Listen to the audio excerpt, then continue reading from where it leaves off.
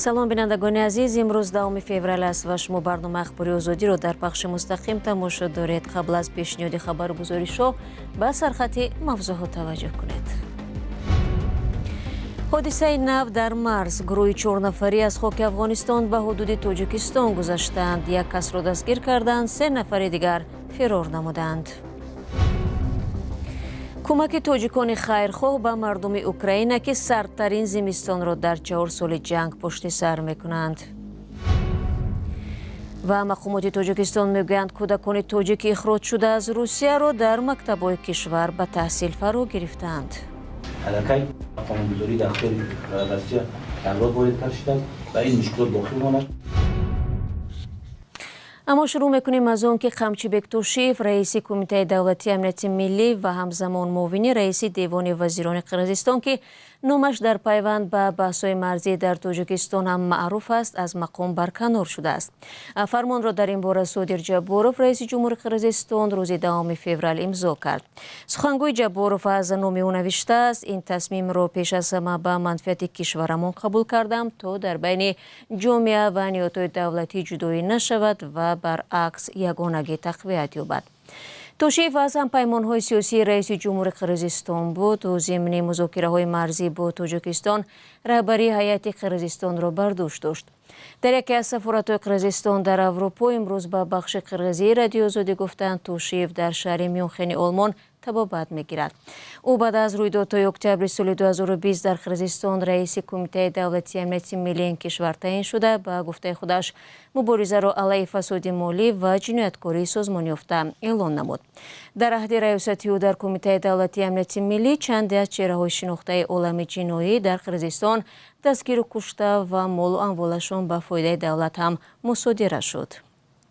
ҳамзамон бо ин фишор ба ҷомеаи шаҳрвандӣ ва сиёсатмадорони мухолифу расонаҳои озод низ афзоиш ёфт.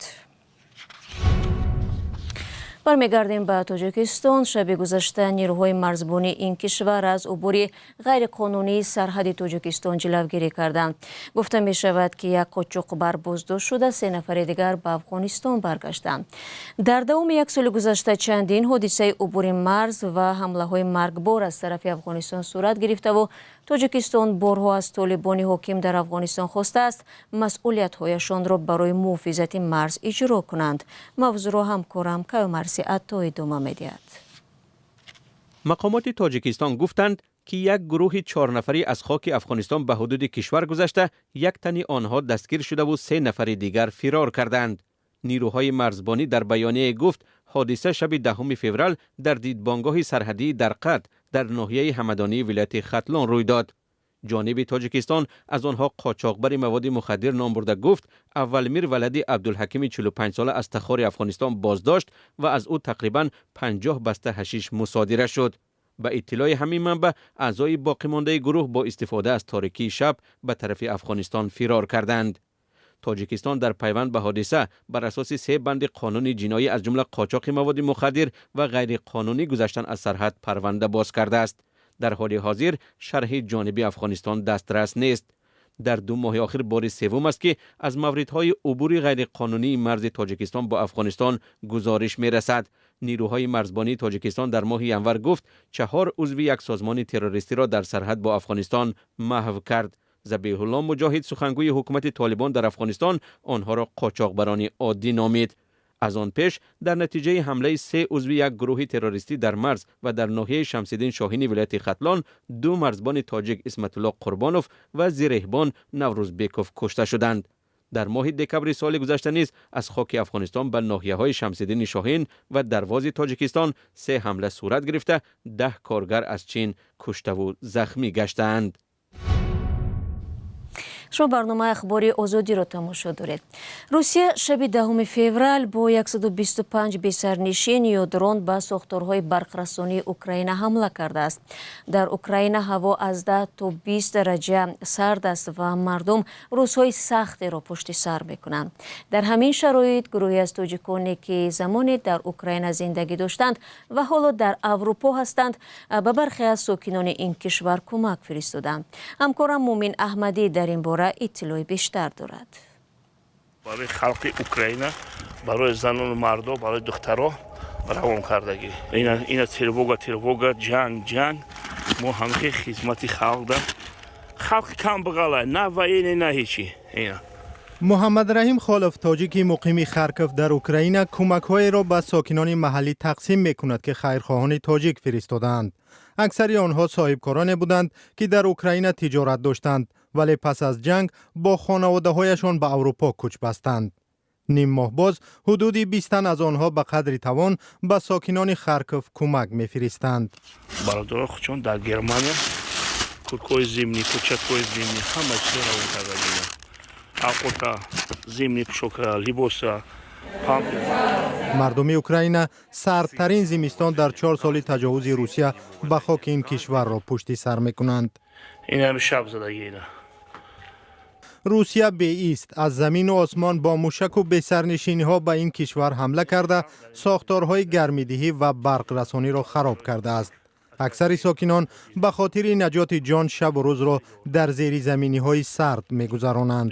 خود یک جای آمدیم فقط زنکان یگان مردینه نیست هست یگان پینسانه مسافید هست اصلا همه زنکای مقصد دکاکوی مایده کرد آوردیم تمامی گرم آوردیم کنشوربای تاجیکی کردیم آوردیم یک برادر 3 تا گوسفند داشت کنشوربای تاجیکی کردیم آوردیم.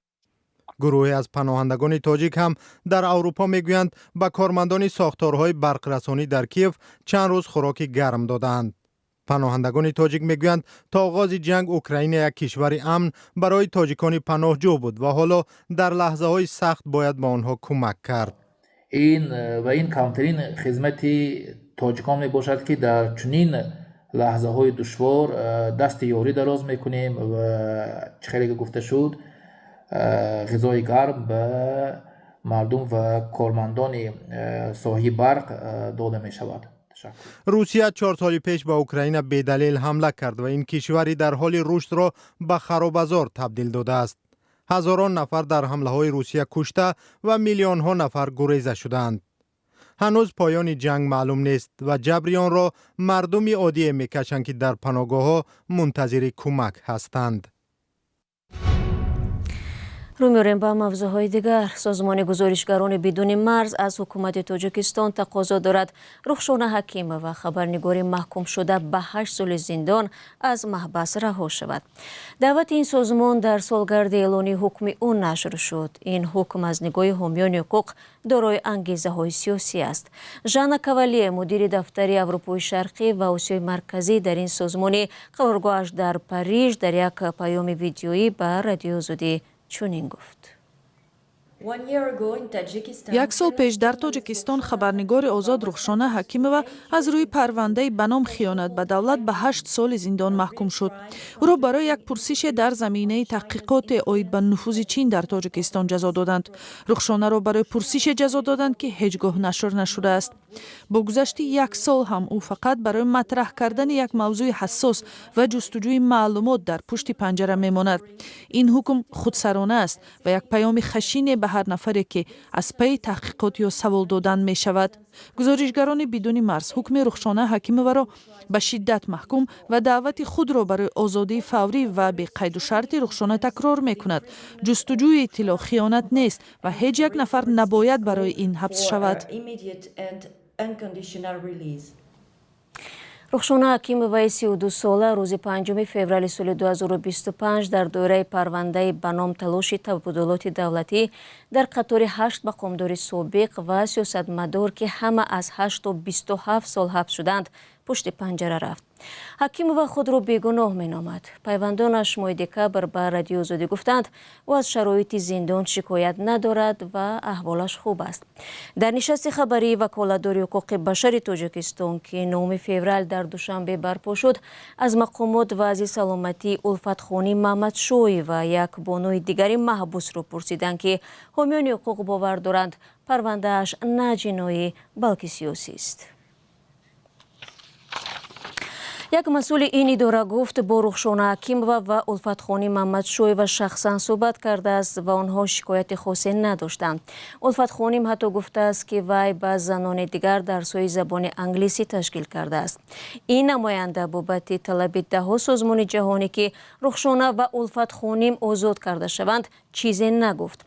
محمدشویeva 69 ساله سال 2022 در پی سرکوب اعتراضها در ولایت مختار کوهستان بدخشان با عیبنامه تشکیل تظاهرات در خاروق و روشان و اتهامات دیگر به 21 سال حبس محکوم گردید. نیم ماه پیش در روسیه قانون مورد اجرا قرار گرفت که بر اساس آن مکتب‌های این کشور تمام معلومات درباره قبول و یا اخراج کودکان مهاجران و هم نتیجه های امتحان از زبان روسی را به وزارت کارهای داخلی می سپارند. با تغییر سیاست مهاجرت در یک سال گذشته ترتیب قبول کودکان مهاجر به مکتب‌های روسیه دشوار شد و هزاران نفر فرزندان مکتبخوان تاجیکان به وطن برگشتند. همکاران امیرشاد سلیمانی و براد یوسفی میگویند امبودسمن تاجیکستان ضمن صحبتش با خبرنگاران این روند را تشویش‌آور خوانده است.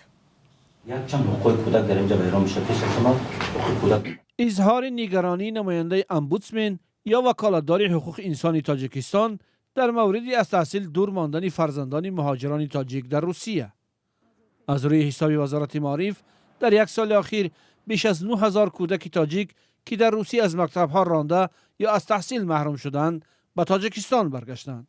آمار مشخصی کودکانی که هنوز در روسیه هستند ولی در یگان جا نمی‌خوانند دقیق نیست. تعداد تخمینی آنها نیز هزارها تن گفته می شود. ما در تمام روزهایی که با جنوب فدراسیون رسیده داریم از روزهای این دولت در سمت عملی سازی تمیز کودک مشروع میکنیم که اینها باید که عملی کرده شود. دوی مسئله که در اینجا از نظارت بیرون میماند این از اویله دور شدن کودک است. متاسفانه با نظر داشت که کودکان در اونجا که به تحصیل فارغ گذاشته نشدند آنها احتمالات به کشور برگشتنشان زیاد میشود و متناسباً احتمالات دوباره به کشور برگشتن قدر مدرن زیاد میشود که آنها نمیتونن بنابر نویسنده کوری و مشکلات‌های مالی اجتماعی به میان بیارند. در پی دیگرگونی در قانونگذاری و سیاست مهاجرت در روسیه ترتیب قبول کودکان مهاجر به مکتب‌ها دشوارتر شد. آنها به سپردن امتحان زبان روسی حق تحصیل ندارند، چیزی که حامیان حقوق تنقید کردند. از سوی دیگر خود مهاجران هم باید قانونی بودن بودجه خود را در روسیه اثبات کنند. این سختگیری ها سبب شد که ماه سپتامبر سال 2025 بیش از 87% فرزندان مهاجران در روسیه از مکتب ها رانده شوند. در وزارت معارف تاجیکستان گفتند این کودکان را در مکتب های کشور جابجا کردند، هرچند دشواری‌های نیز وجود دارد. اینا فرزندان ما هستند، اینا فرزندان جمهوری تاجیکستان هستند. وقتی که ما مراجعت کردن اونها را جابجا کردیم. فقط در بعضی حالت‌ها پرابلم ایشونه که بعضی شهروندان در فدراسیون روسیه با تحصیل فارغ گذاشتگی نیستند. مثلا در تاجیکستان خونده صنف 7 رفت است یک سال نخونده است، برگشته میخواد که به صنف 8 یا 9 بگذارد. این خیلی ممکن نیست که قانونگذاری باید تقریبا 75% همون تحصیل باید اسقاط کند. هرچند مشکلاتی از تحصیل دور ماندن فرزندان مهاجران تاجیک در روسیه هنوز هم باقی مانده است، به نظر می رسد جانب تاجیکستان برای حل آن با مسکو وارد گفتگو نمی شود. در شرط اگر بررسی لایحه میشد که ما این چیز میگفتیم. الان با قانونگذاری داخلی روسیه امروز وارد کردند و این مشکلات باقی ماند. این بعد اینها مرحله به مرحله همین نظام و تنظیم داره.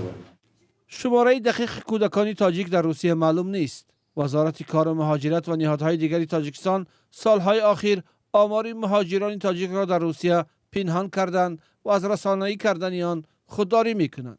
چیزی که تاکنون معلوم است در پی سخت شدن قانون‌های مهاجرت سال 2025 بیش از 36,000 مهاجر تاجیک از روسیه اخراج یا از فرودگاه و گذرگاه‌های این کشور پس گردانیده شدند.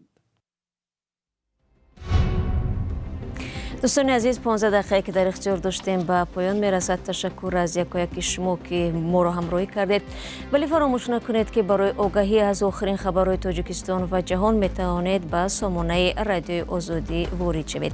ما شما را فردا در برنامه‌های دیگر منتظر خواهیم بود. خود را احتیاط کنید و خدا نگهبانتان.